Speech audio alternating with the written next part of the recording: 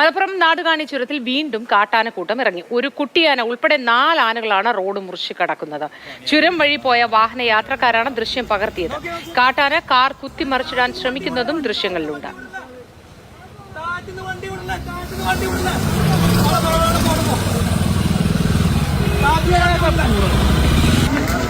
വണ്ടി കുത്തുണ്ട്. അതാണ് ചേട്ടാ വണ്ടി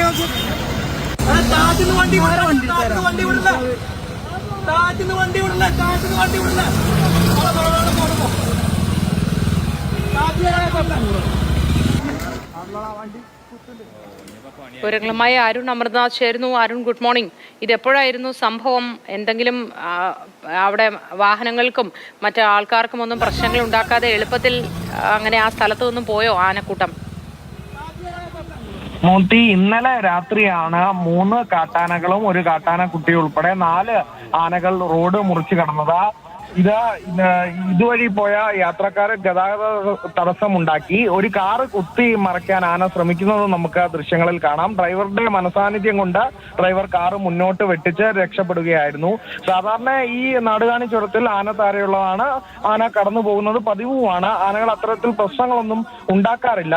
ഈ വാഹനങ്ങൾക്ക് ഗതാഗത തടസ്സം ഉണ്ടാകുന്നത് ഒഴിച്ചു നിർത്തിയാൽ മറ്റു കാര്യമായ പ്രശ്നങ്ങളൊന്നും ആന ഉണ്ടാക്കാറില്ല. ഈ വാഹനം നിർത്തി കൊടുത്താൽ ആന അതിലെ കടന്നു പോകുന്നതാണ് പതിവ്. പക്ഷെ ഇത്തരത്തിൽ ഈ ആനയ്ക്ക് തടസ്സം ഉണ്ടായതിനാലാണെന്നാണ് ഇപ്പോൾ വനം വകുപ്പ് എന്തായാലും ഒരു നിഗമനത്തിൽ എത്തിയിരിക്കുന്നത്. അതുകൊണ്ട് യാത്രക്കാർ ജാഗ്രത പാലിക്കണം. ആനകൾക്ക് ബുദ്ധിമുട്ടുണ്ടാക്കുന്ന തരത്തിലൊന്നും, പ്രകോപനം ഉണ്ടാക്കുന്ന തരത്തിലൊന്നും ചെയ്യരുതെന്ന ഒരു നിർദ്ദേശം എന്തായാലും വനം വകുപ്പും നൽകിയിട്ടുണ്ട്.